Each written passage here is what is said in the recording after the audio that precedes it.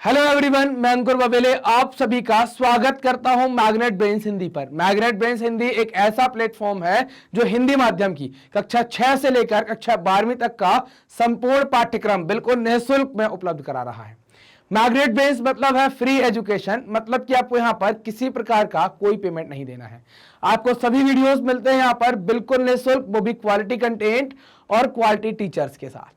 तो बात करेंगे कि इस वीडियो के अंदर हम क्या पढ़ेंगे। तो हमारा ये होने वाला है कंप्लीट चैप्टर रिवीजन कक्षा 9वीं के राजनीतिक विज्ञान के चैप्टर नंबर 1 का, जिसका नाम है लोकतंत्र क्या और लोकतंत्र क्यों।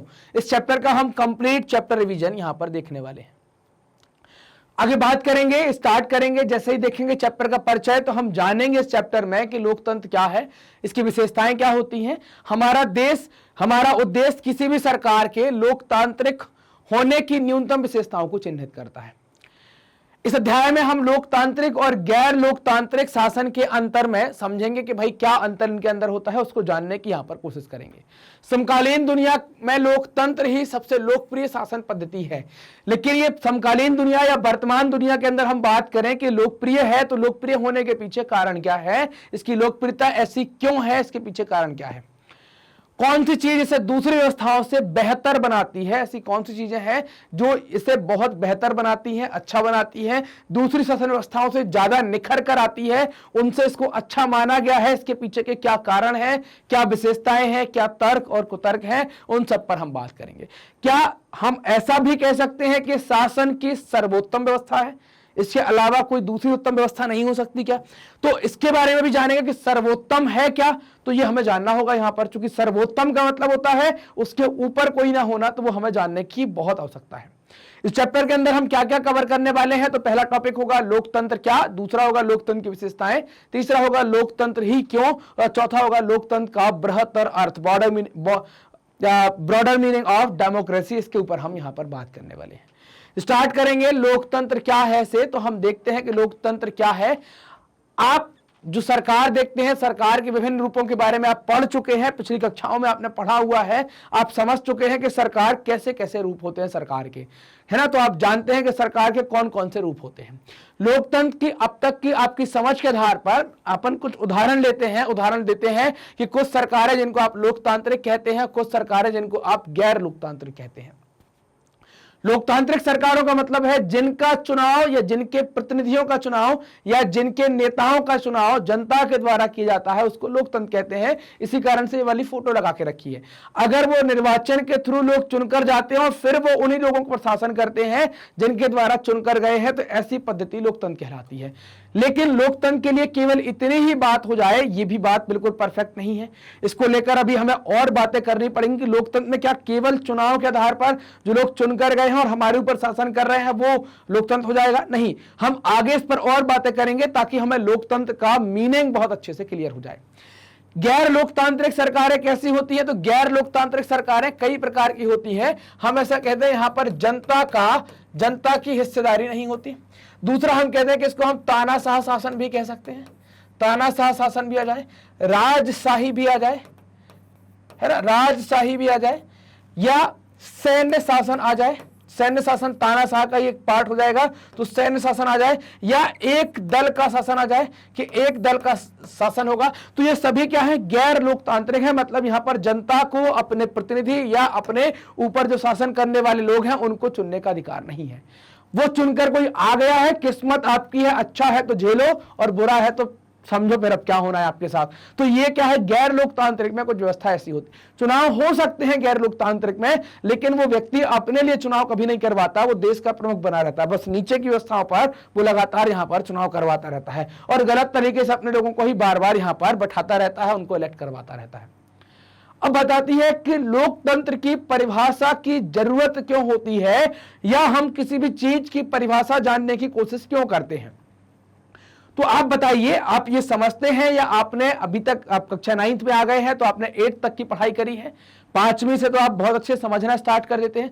तो पिछले 3-4 साल में जब तक आपने समझा है तो आप ये बताएंगे कि लोकतंत्र की परिभाषा, या हम ये कहें कि सिर्फ परिभाषा की जरूरत क्यों होती है, परिभाषा ऐसा क्या करती है जो हम उसको बहुत लिखते हैं। आपके पेपर के अंदर भी बार बार परिभाषाएं पूछी जाती होंगी। परिभाषा क्या करती है, आपको उस चीज की एक मोटा मोटी जानकारी या एक सटीक जानकारी कम शब्दों में उपलब्ध कराती है। तो क्या हम पहले उस चीज को जाने बाद में परिभाषा पता करें, या पहले हम परिभाषा पता करें बाद में उस चीज को जाने? तो ये अलग अलग निर्णय होगा या अलग अलग परिस्थितियों के ऊपर आधारित होगा कि हमें पहले उस चीज को जानना चाहिए फिर परिभाषा पर जाना चाहिए, या पहले हमें उस परिभाषा को जानना चाहिए फिर चीज पर जाना चाहिए। ये सारा डिस्कशन हम यहां पर एक कक्षा का डिस्कशन होगा, वो हम बात भी करेंगे। जैसे आप सबसे पहले पढ़ना शुरू करते हैं तो आपको पढ़ने शुरू करने के पहले, जब आप बच्चे रहते हैं, जब आप पढ़ना शुरू करते हैं तो आपको पहले पढ़ाई या साक्षरता की परिभाषा नहीं समझाई जाती। पहले आपको पढ़ना लिखना समझाया जाता है, बाद में आपको साक्षरता की परिभाषा, और वो भी आप पढ़ते लिखते जब 10-12 साल के हो जाते हैं पढ़ते पढ़ते, तब जाकर आपको साक्षरता की परिभाषा बताते हैं कि पढ़ना क्यों जरूरी है। तब जाकर आपको वहां का महत्व समझ में आता है कि पढ़ना क्यों जरूरी है।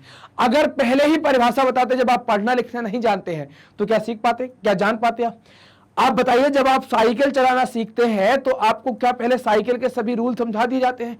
बोले ऐसे चलाना, पैडल ऐसे मारना, फिर ऐसे मोड़ना। पहले आप पैडल मारते हैं, गिरते हैं, फिर जब आप सीट पर बैठने लगते हैं फिर क्या है, आप परिभाषाएं जानते हैं, नियम कायदे जानना चालू कर देते हैं।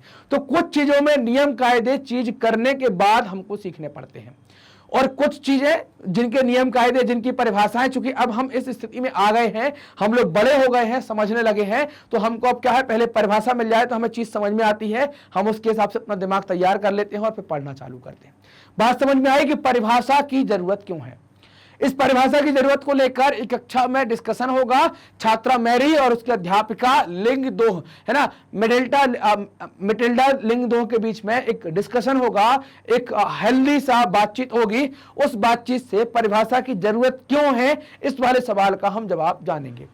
तो आपको उम्मीद करता हूं कि ये बात तो आप समझ गए होंगे कि परिभाषा क्या है और क्यों जरूरी है और कब कब लागू होती है। ये बात तो आपको समझ में आ गई होगी। मैरी ने अपनी मैडम से सवाल किया कि मुझे यह तरीका ठीक नहीं लगता। कौन सा तरीका ठीक नहीं लगता? कि पहले लोकतांत्रिक व्यवस्थाओं के बारे में हमको पढ़ाया गया, बाद में कह रहे हैं कि व्यवस्था कैसी होती है, परिभाषा। तो आप अगर जब छोटे थे, पहले का मतलब क्या है, पहले लिखा हुआ इसका मतलब क्या है कि आप कक्षा 8वीं या 7वीं के विद्यार्थी रहे होंगे, 8, 7, 6, 5 यहां पर पढ़ते रहे होंगे। तो आप जितने क्लास में छोटे होते चले जाएंगे उतना आपने कम सीखा होगा, और आपको इसी कारण से क्या है, पहले व्यवस्था को बता दिया गया, चूंकि आप उस व्यवस्था का हिस्सा है। अगर आपको पहले ही परिभाषा बताते तो शायद आप उस व्यवस्था को समझ नहीं पाते। तो इसी कारण से मैरी कहते कि यार, चूंकि बच्चे तो बच्चे ही होते हैं, मैरी ने जवाब किया अपनी मैडम से, सवाल किया अपनी मैडम से कि हमको पहले व्यवस्था बता दी, बाद में बताया कि इस लोकतंत्र का मतलब क्या है, और हम बाद में लोकतंत्र के मतलब को जानने की कोशिश कर रहे हैं। मेरे कहने का मतलब है कि काम को ही हमें पहले करना था, और पहले अध्याय वाली पढ़ाई अब क्या ऐसा ठीक होगा? तो हमें जो पहले पढ़ा दिया गया है अब बाद में पढ़ा रहे हैं, ये पुरानी वाली चीजें, ऐसा ठीक है क्या? ऐसा कहा। तो मैडम ने जवाब दिया, लिंगदोह मैडम कहती है तुम्हारी बातों में दम है, लेकिन हम अपने सामान्य जीवन में भी ऐसा करते हैं, कुछ चीजों को पहले सीखते हैं बाद में उनको जानते हैं। जैसे जब आप छोटे रहते हैं तो आप पानी पीना सीख जाते हैं, लेकिन पानी के महत्व को आप बड़े होकर, कई लोग तो अभी भी नहीं समझ पा रहे, पानी बर्बाद करने में लगे हैं, तो आप महत्व को बाद में सीखते हैं। जैसे कई सारी चीजें हैं छोटी छोटी, जैसे उदाहरण देखिए कि हम कलम की जो लिख रहे हैं, हमने पेन पकड़ के लिखना बच्चे चालू कर दे, दीवारें रंग देते हैं, पोत देते हैं, क्या उनको कलम का इस्तेमाल पता होता है? क्या करते हैं? क्या उनको कलम की परिभाषा पता होती है? बरसात का, प्रेम का, बरसात होती है, प्रेम होता है, प्रेम बिल्कुल बच्चे का अपने माँ बाप के साथ होता है, माँ बाप का बच्चों के साथ, भाई बहन में, प्रेमिका के साथ, सबके साथ प्रेम यहाँ पर होता रहता है। तो बात आती है यहाँ पर कि भाई जब हम इन शब्दों का उपयोग पहले करने लगते हैं लेकिन इनकी परिभाषा को हम स्पष्ट रूप से बाद में जानते हैं, उस टाइम पर हमें परिभाषा पता नहीं होती है। तो हमें सोचना पड़ता है कि इन शब्दों की बहुत स्पष्ट और सर्वनाम परिभाषा क्या है, क्या पता होती है? नहीं। शब्दों का उपयोग करके ही हम उनका अर्थ समझते हैं, उनके बारे में जानने की कोशिश करते हैं, इससे हमें परिभाषा बहुत परफेक्ट हो जाती है। मैरी ने फिर सवाल किया कि परिभाषा की जरूरत क्यों है। तो मैडम ने जवाब दिया कि परिभाषा की जरूरत तभी पड़ती है जब हमें किसी शब्द का उपयोग करने के लिए या किसी शब्द का उपयोग करने में परेशानी आती है, इस कारण से हमें परिभाषा की जरूरत होती है। उदाहरण के तौर पर मैडम कहती है कि बारिश की परिभाषा, जो हम बात कर रहे हैं कि बारिश की परिभाषा, तो बारिश की परिभाषा की तभी आवश्यकता होती है जब हमें बूंदाबांदी और बादल फटने जैसी घटनाओं में अंतर करना है। जैसे आप देखते हैं ना, तेज बारिश होती है तब भी कहते हैं बारिश हो रही है, स्लो होती है तब भी कहते हैं बारिश होती है। तो हमें बूंदाबांदी में और बादल फटने में, जैसे कोई पूछते है, आपने कहा कि बाहर बारिश हो रही, देखना जरा पानी गिर रहा है क्या, हमने देखा हाँ पापा गिर रहा है पानी, तो अब उनको क्या, तो वो बोलते हैं कि तेज गिर रहा है कि मद्दा गिर रहा है, स्लो गिर रहा है। हम बताते हैं कि पापा बूंदाबांदी हो रही। बूंदाबांदी का मतलब क्या हो गया कि लगातार नहीं गिर रही है, हम थोड़ी दूर तक जाएंगे तो भीगेंगे नहीं। तो बूंदाबांदी में और बादल फटने जैसी घटनाओं में जब हमें अंतर करना है तो हमें बारिश की परिभाषा जाननी पड़ती है। लोकतंत्र पर भी यही बात लागू होती है, हमें इसके लिए भी स्पष्ट परिभाषा की जरूरत है, क्योंकि लोग इस शब्द का प्रयोग अलग अलग अर्थों के लिए करते हैं। बहुत अलग अलग तरह की सरकारें भी खुद को लोकतांत्रिक ही कहती हैं। तो हमें इन लोकतांत्रिक सरकारों का पता करने के लिए परिभाषा की जरूरत पड़ती है। रिव्यांग, लेकिन हमें परिभाषा बनाने की जरूरत क्या है? रिव्यांग ने ऐसा कहा मैडम से। ऐसा क्यों कहा, इसके पीछे कारण क्या है कि एक दिन मैं अब्राहम लिंकन का एक वाक्य सुन रही थी या पढ़ रही थी, उसमें कहा था लोगों के लिए, लोगों की और लोगों के द्वारा चलने वाली शासन व्यवस्था को ही लोकतंत्र कहते हैं। जब अब्राहम लिंकन ने ऐसा कह दिया है तो क्या यही शासन व्यवस्था होगी या यही परिभाषा होगी? जैसे आप देखें, मेघालय में हम स्वयं पर राज करते हैं, इसे सभी लोग मानते भी हैं। हमें इसमें बदलाव करने की जरूरत है क्या? तो क्या जिसे हम स्वयं पर राज कर रहे हैं तो हमें इसकी बदलाव करने की जरूरत है क्या, अगर मान रहे हैं तो अगर आप देखें तो मैडम कहती हैं कि हमें बदलाव करने की जरूरत नहीं है। मुझे यह परिभाषा सुंदर लगती है, लेकिन यह परिभाषा कंप्लीट हो सकती है या नहीं हो सकती है। जब तक हम इस मसले पर खुद विचार ना करें तब तक तय करना मुश्किल होगा कि लोकतंत्र की सर्वोत्तम परिभाषा क्या है या सबसे अच्छी परिभाषा क्या है। तब तक हमें बड़ी कठिनाई आएगी। हमें किसी चीज को सिर्फ इसी आधार पर स्वीकार नहीं कर लेना चाहिए कि किसी बहुत नामी गिरामी आदमी ने उसके लिए कुछ बहुत अच्छा कहा है या सभी लोग उसे बहुत सही मानते हैं। तब तक हमें यह स्वीकार नहीं कर लेना चाहिए। युलांदा क्या कहते हैं कि मैडम क्या मैं कुछ कह सकती हूं? तो मैडम कहती है हाँ बिल्कुल आप कहिए बेटा, कहना चाहिए आपको, आप बिल्कुल सवाल पूछ सकते हैं। हम लोकतांत्रिक देश के लोकतांत्रिक स्कूल में बैठे हुए हैं तो हमें परिभाषा तलाशने की जरूरत नहीं है। तो मैडम बोली, तो मैडम ने पूछा क्यों नहीं है? तो इन्होंने बोला कि मैंने पढ़ा है कि डेमोक्रेसी जो शब्द है ना, डेमोक्रेसी जो शब्द है वो यूनानी शब्द डेमोक्रेसिया से बना है। यूनानी में डेमोस का अर्थ होता है लोग और क्रोएशिया का अर्थ होता है शासन, है। तो यूनान के अंदर ये अर्थ होता है, इस कारण से हमें यूनानी शब्द डेमोक्रेसिया से ही हमें अर्थ लगा लेना चाहिए कि डेमोक्रेसी का मतलब क्या होगा, लोगों का शासन होगा। तो हमें परिभाषा जानने की जरूरत नहीं है। तो फिर परिभाषा की हमें क्या जरूरत है? जब हम डेमोक्रेसी या लोकतंत्र का अर्थ लोगों का शासन है और यह सही अर्थ है तो फिर परिभाषा की क्या आवश्यकता है? अब मैडम ने जवाब दिया। इस सवाल पर विचार करने का यह भी बहुत उपयोगी तरीका है, पर मैं इतना कहूंगी कि सिर्फ शब्द की उत्पत्ति से उसकी परिभाषा निकालने का तरीका हरदम उपयोगी नहीं होता है ना। शब्द की उत्पत्ति से उसकी परिभाषा निकालने का तरीका हरदम उपयोगी नहीं होता है ना। ये शब्द जो है वो अपने मूल स्थान से जुड़ा होता है, उसका अर्थ वहां से बंधा होता है। समय और प्रयोग के साथ साथ उसका अर्थ बदलता भी रहता है। जैसे आप कंप्यूटर को ले लो तो पहले कंप्यूटर क्या है, गणना करने के लिए यंत्र बना था, लेकिन आज आप देखें तो ये बहुत शक्तिशाली यंत्र है और गणना के अलावा इसका बहुत सारा काम होने लगा है। आप कंप्यूटर का उपयोग लिखने, पढ़ने, डिजाइन बनाने, संगीत बनाने, फिल्में सुनने, है ना, संगीत सुनने, फिल्म देखने, इन सब में कंप्यूटर का उपयोग करने लगे हैं। शब्द वही बताते हैं या शब्द वही रहते हैं, पर समय बीतने के साथ उनका अर्थ बदलना स्टार्ट हो जाता है। ऐसी स्थिति में सिर्फ शब्दों के मूल अर्थ पर ही भरोसा करना बहुत उपयोगी नहीं होता है कि आप सिर्फ मूल अर्थ पर भरोसा करेंगे तो केवल ऐसा सही नहीं है। मैरी कहती है मैडम आपके कहने का मतलब यह है कि विषय पर खुद सोचने का कोई शॉर्टकट नहीं है, आपको उस पर बहुत लंबे समय तक विचार करना चाहिए। हमें इसके अर्थ पर गौर करना ही होगा, इसकी परिभाषा गढ़नी ही होगी। मैडम कहती हैं एकदम सही, इसलिए आओ अब यह काम कर ही डालते हैं, परिभाषा गढ़ ही डालते हैं। तो एक सरल परिभाषा की तरफ चलते हैं जो खुद को लोकतांत्रिक बताने का दावा करने वाली सरकारों के बीच की समानताओं और असमानताओं से जुड़ी थी। सभी लोकतांत्रिक व्यवस्थाओं की पहचान के लिए एक बहुत ही सरल पैमाना था, लोगों के पास अपनी सरकार को चुनने का अधिकार होना चाहिए।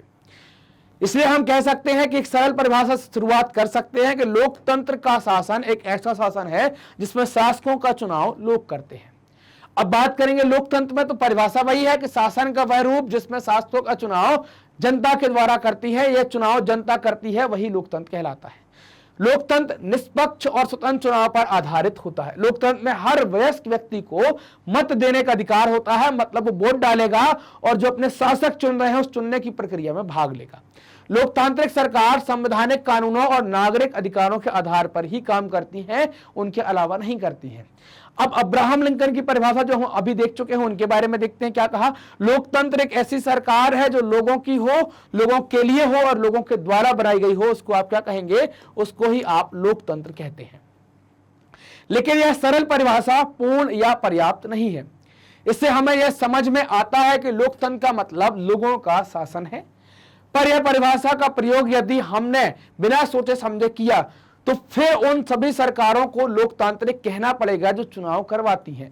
मतलब क्या, केवल चुनाव के आधार पर हम लोकतांत्रिक कहेंगे तो सभी सरकारें जो चुनाव करवा रही हैं वो लोकतांत्रिक कहलाएंगी, पर हम सही नतीजे पर नहीं पहुंच पाएंगे कि क्या केवल चुनाव के आधार पर आप किसी चीज को लोकतांत्रिक कह देंगे।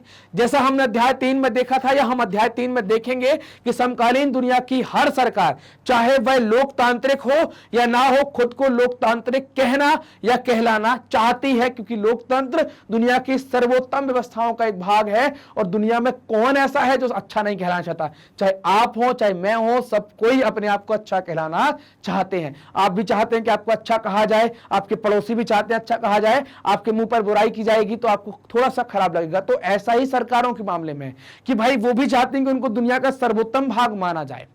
परिभाषा बहुत स्पष्ट ढंग से लोकतांत्रिक और गैर लोकतांत्रिक शासन व्यवस्थाओं में अंतर कर देती है। परिभाषा का उपयोग क्या है कि आपको स्पष्ट रूप से पता चल जाएगा कि लोकतांत्रिक व्यवस्था क्या है और गैर लोकतांत्रिक व्यवस्था क्या है। म्यांमार का उदाहरण देखते हैं तो म्यांमार के सैनिक शासकों का चुनाव लोगों ने नहीं किया है। मतलब यहां पर क्या है, तानाशाही भरा रवैया होगा। पिनोसे चिले, या जिसको चिली कहते हैं, पिनोसे चिले जैसे तानाशाहों का चुनाव लोग नहीं करते, ये तख्ता पलट करके गद्दी पर बैठ जाते हैं। यही बात राजशाहियों पर लागू होती है। यही बात सऊदी अरब के शाह लोगों द्वारा शासक नहीं चुने जाते, बल्कि राज परिवारों के होने के कारण उन्हें यह हक मिल जाता है कि वो क्या है, सरकार बना सकते हैं, सरकार हो सकते हैं। इसलिए हमें असली लोकतंत्र और दिखावटी लोकतंत्री सरकारों के बीच फर्क करना पड़ता है, उनके बीच अंतर करना पड़ता है। यह काम हम तभी कर पाएंगे जब हम इस परिभाषा के एक एक शब्द को सावधानी से समझें और लोकतांत्रिक सरकार की विशेषताओं को जानें। जब हम विशेषताओं को जानेंगे तो हम बहुत अच्छे तरीके से इसके अंतर को समझ पाएंगे। तो बात करेंगे लोकतांत्रिक की या लोकतंत्र की विशेषताओं के बारे में। तो परिभाषा जो थी, परिभाषा से हम समझ चुके थे कि लोगों के द्वारा लोगों के लिए किया गया शासन, जिसको आप लोकतंत्र कहते हैं, या लोकतंत्र में अपने शासकों का चुनाव का अधिकार लोगों के पास होता है, उनके द्वारा शासकों को चुना जाता है, ऐसी व्यवस्था को हम लोकतंत्र कहते हैं। तो इस परिभाषा से लोकतंत्र शासन का एक रूप जिसे जनता शासकों का चुनाव करती है, इसको हम समझ चुके थे। इसके अनेक सवाल खड़े हो जाते हैं जब हम ये परिभाषा पढ़ते हैं, तो इसके साथ कई सारे सवाल खड़े हो जाते हैं। जैसे परिभाषा में शासक वर्ग आया तो सबसे पहले आता है कि शासक कौन है, हमारे दिमाग में सबसे पहले ये चीज आती है। सरकार को लोकतांत्रिक कहे जाने के लिए उसके किन अधिकारियों का चुना हुआ होना आवश्यक है। सरकार में दो प्रकार के अधिकारी होते हैं। सरकार में एक होता है चुना हुआ और एक होता है बिना चुना हुआ, है ना। एक होता है बिना चुना, चुने हुए को हम कहते हैं नेता और बिना चुने हुए को हम कहते हैं अधिकारी। तो चुना हुआ शासन चलाएगा या बिना चुना हुआ शासन चलाएगा। लोकतंत्र में वे कौन से अधिकारी हैं जो बिना चुने हुए अधिकारी होते हैं, लेकिन फिर भी वो फैसले कर सकते हैं, फिर भी वो निर्णय ले सकते हैं। किस तरह के चुनाव को लोकतांत्रिक चुनाव कहेंगे, है ना। कैसा चुनाव आपका लोकतंत्र कहलाएगा। केवल जनरल चुनाव करवा दिया तो उसको लोकतंत्र कहेंगे क्या। तो इसके लिए कई सारी शर्तें हैं। शासकों का चुनाव हम कैसे करेंगे, तो पहले तो हम देखेंगे, सवाल करेंगे कुछ, कौन लोग चुनाव करते हैं। खुद शासक चुने जा सकते हैं क्या, खुद को शासक चुन सकते हैं क्या इसमें प्रत्येक नागरिक को बराबरी की हैसियत से भाग लेना जरूरी होता है। क्या कोई लोकतांत्रिक व्यवस्था अपने कुछ नागरिकों को इस अधिकार से वंचित कर सकती है। इन सवालों के जवाब हमें मिल जाएंगे तो हमें पता चल जाएगा कि चुनाव को लोकतांत्रिक चुनाव कहते हैं वो कौन सा चुनाव कहलाता है। अगर हम इन 4 सवालों के जवाब प्राप्त कर लेते हैं तो हमको इसका जवाब यहां पर मिल जाएगा। सरकार के किस रूप को आप लोकतांत्रिक कहेंगे? क्या चुने हुए शासक लोकतंत्र में अपनी मर्जी से सब कुछ कर सकते हैं, या लोकतांत्रिक सरकार के लिए कुछ लक्ष्मण रेखाओं में बंध कर काम करना जरूरी है? पहला सवाल तो यह है, क्या लोकतांत्रिक शासन व्यवस्था को नागरिकों के कुछ अधिकारों का आदर करना चाहिए? तो हमारे पास टोटल सवालों की संख्या हो गई है 6। 4 सवाल यहां पर ये आ गए हैं कि कौन चुनेगा, खुद को चुन सकते हैं क्या बराबरी का हक है सभी नागरिकों को, या उन्हें कुछ नागरिकों को अधिकारों से वंचित करने का अधिकार है? नेता जो चुनकर आया है, हमने देखा था कि सरकार के अंदर 2 प्रकार के नेता हैं, एक चुना हुआ है और एक बिना चुना हुआ है। चुने हुए को हम नेता कहते हैं, बिना चुने हुए को हम अधिकारी कहते हैं। चुना हुआ जो व्यक्ति है, निर्वाचित जो व्यक्ति है, वो डिसीजन ले सकता है। अगर वही सरकार चलाता है तो क्या वो अपनी मर्जी से सब कुछ कर सकता है, या उसे कुछ लक्ष्मण रेखा में बंद कर, सीमा में बंद कर रहकर काम करना होता है? या सरकार या शासन व्यवस्था, लोकतांत्रिक व्यवस्था नागरिकों के कुछ अधिकारों का पालन करना चाहिए, ऐसी भी बात वहां पर की गई। तो सबसे पहली बात आती है, प्रमुख फैसले निर्वाचित नेताओं के हाथ में होते हैं। एक विशेषता ये आ गई कि भाई प्रमुख फैसले निर्वाचित नेताओं के हाथ में होते हैं। अब यहां पर शंका ये पैदा होती है, कैसे निर्वाचित नेताओं के हाथ में होते हैं, कैसी पद्धति के अंदर हम बात कर रहे हैं, उसको हम समझ लेंगे, डिटेल समझ में आ जाएगी तो हमें ये बात समझ में आ जाएगी। आप देखें, पाकिस्तान में 1999 के तख्ता पलट के बाद जनरल परवेज मुशर्रफ पाकिस्तान के मुखिया बन गए। बाद में खुद को राष्ट्रपति घोषित कर दिया, है ना, खुद को उन्होंने क्या कर दिया, राष्ट्रपति घोषित कर दिया कि वो राष्ट्रपति हो गए और संविधान में महत्वपूर्ण बदलाव कर सारे प्रमुख फैसले वो करने लगे, उनका अधिकार ले लिया और ये अधिकार कुछ ऐसी काउंसिल को सौंप दिया जिसमें सेना का प्रभुत्व, सेना का वर्चस्व था। चुने हुए प्रतिनिधियों को फैसले लेने की ज्यादा स्वतंत्रता नहीं दी गई यहां पर। तो यहां पर चुने हुए प्रतिनिधि भी हैं लेकिन फैसले नहीं ले सकते हैं, फैसले कोई और ले रहा है। तो एक व्यक्ति के पास है जो आ गया है, तो क्या वो व्यक्ति या क्या ये देश या इस व्यवस्था में लोकतंत्र कहलाएगा? यह है जनरल परवेज मुशर्रफ। और इस पाकिस्तान की हम बात कर रहे हैं जो हमारा पड़ोसी है, हमसे अलग होकर बनाए, या इसके बारे में हम चर्चा कर रहे हैं। तो उसके बगल में देखो भारत में कितना बेहतरीन लोकतंत्र चल रहा है और वहां पर कितनी हालत खराब हो रही है। उन्होंने खुद को राष्ट्रपति घोषित किया और 2002 में जनमत संग्रह कराकर अपना कार्यकाल 5 साल बढ़ा लिया। मतलब जनमत संग्रह से क्या होगा कि लोगों ने उनको चुना है, वो 5 साल तक रहेंगे। तो क्या यहां पर जो चुनाव हुआ है वो सही है?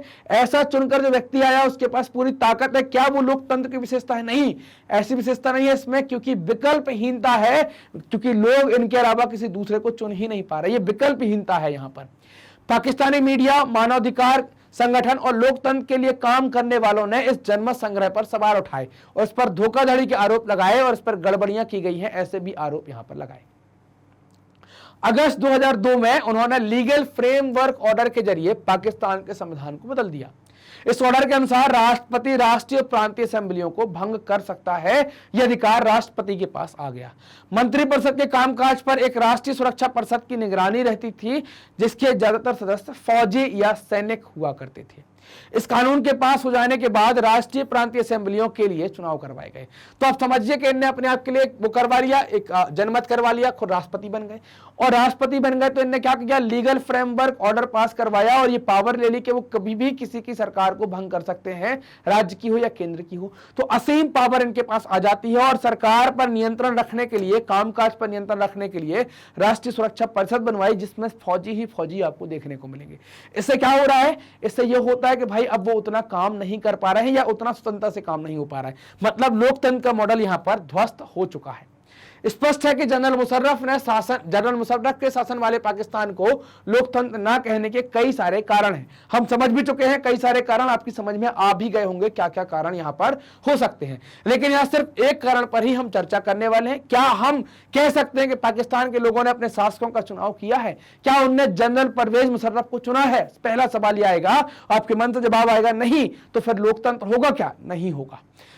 हम ऐसा नहीं कह सकते कि लोगों ने राष्ट्रीय प्रांतीय असेंबलियों के लिए अपने प्रतिनिधियों का चुनाव नहीं किया, लेकिन देश के सुप्रीम व्यक्ति का चुनाव नहीं हुआ है। वो तख्ता पलट के जरिए बैठा है और वही शासन यहां पर चला रहा है। लोगों का शासन नहीं कह सकते, इस व्यवस्था को नहीं कहने के पीछे कारण क्या है? क्योंकि इससे हम लोकतांत्रिक शासन व्यवस्था की पहली विशेषता पर पहुंचते हैं।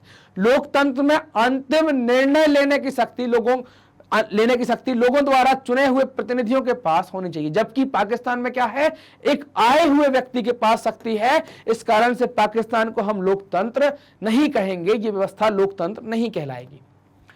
दूसरा कारण आता है स्वतंत्र और निष्पक्ष चुनावी मुकाबला। तो इसको भी जैसे ही हम डिटेल समझेंगे तो हमें इसकी पूरी परिभाषा या उसके पूरे डायमेंशन बहुत अच्छे से समझ में आ जाएंगे। हम इसके लिए चीन का उदाहरण लेते हैं। चीन क्या, वो भी हमारा पड़ोसी है। हम चीन का उदाहरण लेते हैं। चीन की संसद के लिए प्रतिवर्ष 5 वर्ष बाद नियमित रूप से चुनाव होते हैं, जिसे राष्ट्रीय जन संसद कहते हैं। चीन की संसद को क्या कहते हैं, राष्ट्रीय जन संसद कहते हैं, और इसके लिए प्रतिवर्ष चुनाव होता है। चुनाव लड़ने से पहले सभी उम्मीदवारों को चीनी कम्युनिस्ट पार्टी से मंजूरी लेनी है। सरकार हमेशा कम्युनिस्ट पार्टी की बनती है। चीन की संसद कवांगुओ रेममिन दाइवियाओ दाहुई, ये चीन की संसद का नाम है, इसको राष्ट्रीय जन संसद आप कहते हैं। तो आपको समझ में आया कि चुनाव तो रेगुलर हो रहे हैं, नियमित तरीके से चुनाव हो रहे हैं, लेकिन उम्मीदवार कौन डिसाइड करेगा, चीनी कम्युनिस्ट पार्टी आपको मंजूरी देगी तो लड़ पाएंगे, नहीं तो नहीं लड़ पाएंगे। और सरकार हमेशा एक ही पार्टी की होगी, मतलब विकल्पहीनता है। तो इसको भी हम क्या कहेंगे कि ये नहीं होगा, वहां पर ऐसी व्यवस्था नहीं होनी चाहिए। कवांगुओ रेममिन दाइवियाओ दाहुई के लिए जो चुनाव हुए हैं तो वो चुनाव हर 5 वर्ष में होते हैं। इस संसद को देश का राष्ट्रपति नियुक्त करने का अधिकार होता है। इसमें लगभग 3000 सदस्य होते हैं। कुछ सदस्य चुनाव के द्वारा, कुछ सदस्यों का चुनाव सेना के द्वारा भी होता है। चुनाव लड़ने से पहले सभी उम्मीदवारों को चीनी कम्युनिस्ट पार्टी से मंजूरी लेनी पड़ती है। तो यहां से आपको समझ में आ रहा है कि ये बातें हैं, इससे क्या है, यहां पर लोगों के पास विकल्प नहीं है।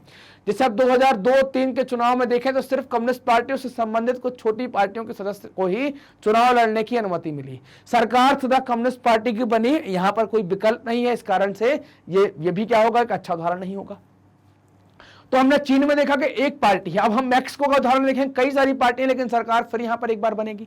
तो क्या ऐसा है कि जहां पर सरकार बार बार एक ही पार्टी की रिपीट होती है तो उसको लोकतंत्र नहीं कहेंगे क्या? तो ऐसा तो नहीं होगा यहां पर। तो मैक्सिको का उदाहरण लेते हैं, तो मैक्सिको में हर 6 साल में राष्ट्रपति चुनाव होते हैं।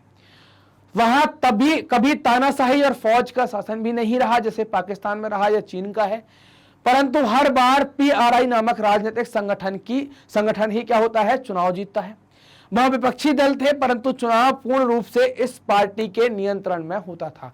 मतलब PRI कंट्रोल करके चलती थी, चाहे गलत करे चाहे सही करे, और अपनी सरकार दोबारा बनवा लिया करती थी। यहां तक कि विद्यार्थियों को कहा जाता था कि वह अपने पेरेंट्स को कहें कि भाई वोट किसको डालें, सिर्फ PRI को डालें। मीडिया, सरकारी मशीनरी, सरकारी कर्मचारी, सभी लोग PRI के लिए काम करते थे। तो क्या आपको ये सभी का काम करना, सरकारी संसाधनों का काम करना एक संगठन के लिए अच्छा लग रहा है क्या, कि संगठन के लिए काम कर रहे हैं? तो इससे क्या आपको ठीक लग रहा है कि ये निष्पक्ष होगा क्या? निष्पक्ष तो समझ में नहीं आ रहा कि निष्पक्ष होगा यहां पर। लेकिन सन 2000 तक हर चुनाव में जो PRI है उसको जीत मिलती रही है।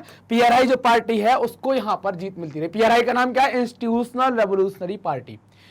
इसको हर बार जीत मिलती रही। विपक्षी दल चुनाव में हिस्सा लेते थे पर उन्हें कभी जीत नहीं मिली, मतलब कुछ ना कुछ ये कांड करते रहे, इस कारण से विपक्षी दल जीतते नहीं थे। चुनाव में तरह तरह के हथकंडे अपनाकर हर हाल में जीत हासिल करने के लिए PRI को ख्यात था, मतलब कैसे भी करके जीतता ही है। जैसे मीडिया का उपयोग करना, मीडिया का कैसे उपयोग करेगा कि भाई विपक्षी दल जो है इनकी आलोचना करो और हमें छोड़ दो, हमारे बारे में कोई बात नहीं करो। कई बार क्या करेंगे, मतदान केंद्रों को एक बार में एक जगह से दूसरी जगह बदल देंगे, है ना, शिफ्ट कर देंगे, एक जगह से दूसरी जगह कर देंगे। तो इससे क्या होगा कि उन्हें लोग वोट नहीं डाल पाएंगे, तो ये भी धांधली का एक कारण बनेगा। और बहुत ज्यादा उम्मीदवारों के ऊपर पैसा खर्च करेंगे, जिनको चुनाव लड़वाएंगे उनके ऊपर बहुत पैसा खर्च करेंगे, तो ये बार बार जीत कर आएंगे। तो इस तरीके से हमेशा क्या होती रही, PRI की सरकार बनती रही। इन सब बातों से हमको लगा कि शासक चुनने का उदाहरण केवल लोकतंत्र का नहीं हो सकता, ये तो हमने देख ली बात। इन उदाहरणों को पढ़ने के बाद लगता है हम ऐसा नहीं कह सकते, और हमें कई सारी समस्याएं यहां देखने में आ रही हैं। केवल चुनाव लोकतंत्र का आधार नहीं हो सकता। चीन के चुनाव में लोगों के सामने कोई वास्तविक और गंभीर विकल्प नहीं था, वो किसी विकल्प के ऊपर काम नहीं कर रहे थे। जबकि आप देखेंगे यहां पर कि लोगों को शासक दल या उसके स्वीकृत उम्मीदवारों को वोट देना होता था, है ना। ये कहां पर, और यहां पर उनको मनपसंद चुनाव आप कैसे कहेंगे। मैक्सिको के अंदर की घटना क्या है, मैक्सिको के मामले में ऐसा लगता है कि कहने को विकल्प है, लेकिन वहां की जनता के पास कोई दूसरा विकल्प ना था, सिर्फ कहने के लिए है, वास्तविकता में कोई विकल्प नहीं है। तो किसी भी तरह वहां शासक दल को पराजित नहीं किया जा सकता, लोगों के चाहने पर भी नहीं, बहुत वहां हुए चुनाव निष्पक्ष नहीं हुआ करते थे। तो इन दोनों आधारों पर आप कह सकते हैं कि वहां लोकतंत्र नहीं होगा। इस प्रकार हम लोकतंत्र की अपनी समझ में एक अन्य विशेषता या गुण को जोड़ लेते हैं। लोकतंत्र के लिए सिर्फ चुनाव कराना ही पर्याप्त नहीं होता है, चुनाव में एक से ज्यादा असली राजनीतिक विकल्पों के बीच चुनने का मौका होना चाहिए, चुनने की स्थिति होनी चाहिए। लोगों के पास विकल्प रहना चाहिए कि वो चाहे तो शासक दल को गद्दी से उतार दें, चाहे तो उसी को बराबर बैठाए रहें। तो अगर ये चुनने का मौका होगा तो आप उसको क्या कहेंगे कि लोकतंत्र हो सकता है वैसा। इस प्रकार लोकतंत्र निष्पक्ष स्वतंत्र चुनावों पर आधारित होना चाहिए, ताकि सत्ता में बैठे लोगों के लिए जीत हार के समान अवसर हों। एक व्यक्ति एक वोट और एक मोल की यहां पर हम बात करने वाले हैं कि हर व्यक्ति, ये जो भी व्यक्ति है ना, तो हर एक व्यक्ति के लिए क्या है, एक व्यक्ति एक वोट और एक मोल यहां पर होना चाहिए। किस तरह लोकतंत्र के लिए होने वाला संघर्ष सार्वभौमिक वयस्क मताधिकार, मतलब जो अडल्ट वोट है उसके आधार पर होता है। अब इस सिद्धांत को लगभग पूरी दुनिया में मान लिया गया है ना, ये सिद्धांत जो है वो पूरी दुनिया में मान लिया गया है, उसको पूरी दुनिया ने स्वीकार कर लिया कि भाई सार्वभौमिक वयस्क मताधिकार के आधार पर ही सरकार आनी चाहिए। किसी व्यक्ति को मतदान के समान अधिकारों से वंचित करने के उदाहरण कम मिलते हैं। कहां कहां पर सुधार हुए हैं, बात करेंगे सऊदी अरब के अंदर। सऊदी अरब ये है, तो 2015 में सऊदी अरब में महिलाओं को, है ना, महिलाओं को यहां पर क्या हुआ, महिला को वोट डालने का अधिकार यहां पर सऊदी अरब के अंदर दिया गया। एस्टोनिया में आप देखेंगे नागरिकता के अधिकार इतने कठिन कर दिए गए कि रूसी अल्पसंख्यक लोग जो हैं वो आसानी से यहां पर वोट डालने का अधिकार प्राप्त नहीं कर सकते हैं। फिजी के बारे में बात करें तो फिजी जो द्वीप है, यहाँ की व्यवस्था ऐसी है कि यहाँ के जो मूल नागरिक हैं उनके वोट की कीमत भारतीय मूल के जो नागरिक हैं उनसे ज्यादा है, मतलब यहाँ के मूल नागरिकों का महत्व ज्यादा है। तो हमने यहां पर हम इस प्रकार राजनीतिक समानता के बुनियादी सिद्धांत पर लोकतंत्र आधारित होता है। इस प्रकार हम लोकतंत्र की तीसरी विशेषता को भी जान लेते हैं। लोकतंत्र में हर वयस्क नागरिक का एक वोट होना चाहिए और हर वोट का एक समान मूल्य होना चाहिए। तो ये क्या है, लोकतंत्र की एक तीसरी विशेषता है जिसको हमने यहां पर जान लिया। अब बात करेंगे कानून का राज और अधिकारों का आदर। जिम्बाब्वे के अगर बात करें तो 1980 में अल्पसंख्यक गोरों के शासन से इसको मुक्ति मिलती है और देश पर जानू पीएफ जो संगठन है उसका शासन आता है, वो राज करता है। और इसने क्या है, इसी दल के द्वारा स्वतंत्रता के लिए संघर्ष भी किया गया, तो लोगों ने भी इसको क्या किया, वोट कर दिया। और इसके जो नेता है रॉबर्ट मुगाबे, वो आजादी की बाद से लंबे समय तक नेता बने रहे। चुनाव नियमित रूप से होते रहे, लेकिन हमेशा पार्टी की सरकार किसकी बनी रही, जानू पीएफ की सरकार बनी रही। राष्ट्रपति मुगाबे जो है वो बहुत लोकप्रिय थे, लेकिन फिर भी चुनाव में गलत तरीकों का अपनाते थे या गलत तरीकों का इस्तेमाल करते थे। आजादी के बाद उनकी सरकार कई बार संविधान में बदलाव करके राष्ट्रपति के अधिकारों में वृद्धि की थी, उसकी जवाबदेही को कम किया था, विपक्षी दलों के कार्यकर्ताओं को परेशान किया जाता था, है ना, और उनकी सभाओं में गड़बड़ी करते थे। मतलब आपको समझ में आ रहा है कि एक व्यक्ति को गद्दी पर बैठा दिया तो वो तानाशाह जैसा हो रहा है कुछ यहाँ पर। सरकारी विरोधी प्रदर्शनों और आंदोलनों को गैर कानूनी घोषित कर दिया गया। ऐसे कानून भी लिखाए गए जो राष्ट्रपति, है ना, राष्ट्रपति की आलोचना के अधिकार को सीमित करते थे। टेलीविजन और रेडियो पर सरकारी नियंत्रण था, उन पर सिर्फ शासक वर्ग के विचार ही प्रसारित होते थे। अखबार स्वतंत्र थे, लेकिन अगर वो सत्ता के खिलाफ लिखते हैं तो उनको प्रताड़ित किया जाएगा, उनको परेशान करेंगे। सरकार ने कई सारे अदालती फैसले नहीं माने जो सरकार के खिलाफ थे, उन्हें नहीं माने। जजों के ऊपर भी उनके द्वारा दबाव डाला गया। 2017 में जब ऐसी स्थितियां बनी तो मुगाबे को राष्ट्रपति पद से हटा दिया गया, उनको अलग कर दिया गया। जिम्बाब्वे का उदाहरण हमको क्या बताता है, तो ये बताता है कि शासकों के लिए बार बार जनादेश पाना लोकतंत्र की एक जरूरत है, पर इतना ही पर्याप्त नहीं है कि ये लोकतंत्र है। लोकप्रिय नेता भी अलोकतांत्रिक हो सकते हैं, लोकप्रिय नेता भी तानाशाही भरा रवैया कर सकते हैं। अगर हम लोकतंत्र को परखना चाहते हैं तो हमें चुनावों पर नजर डालना जरूरी है, पर उतना ही जरूरी है कि चुनाव से पहले और बाद की स्थितियों पर भी नजर डाली जाए। चुनाव से पहले सत्ता पक्ष के विरोधी समूहों के कामकाज समेत सभी तरह की राजनीतिक गतिविधियों के लिए पर्याप्त गुंजाइश रहनी चाहिए। इसके लिए जरूरी है कि सरकार नागरिकों के कुछ बुनियादी अधिकारों का आदर करे, है ना। तो ये जरूरी है कि सरकार क्या करे, नागरिकों के कुछ बुनियादी अधिकारों का पालन करे या उनका आदर करे, उनको सोचने की, अपनी राय बनाने की, सार्वजनिक रूप से अपने विचार व्यक्त करने की, संगठन बनाने की, विरोध करने की, राजनीतिक गतिविधियां करने की स्वतंत्रता उनको होती है। कानून की नजर में सभी लोग समान होने चाहिए। ये विशेषताएं किसकी हैं? लोकतंत्र की विशेषताएं हैं। इन अधिकारों की रक्षा स्वतंत्र न्यायपालिका के द्वारा की जाए, ऐसी भी विशेषता किसकी है? लोकतंत्र की। और इस न्यायपालिका के आदेश को सभी लोग मानते हों। इन अधिकारों के बारे में हम अधिक विस्तार से अगले अध्याय 5 के अंदर देखेंगे। इसी प्रकार कुछ दूसरी शर्तें जो चुनाव के बाद सरकार चलाने के तौर तरीकों पर लागू होती हैं।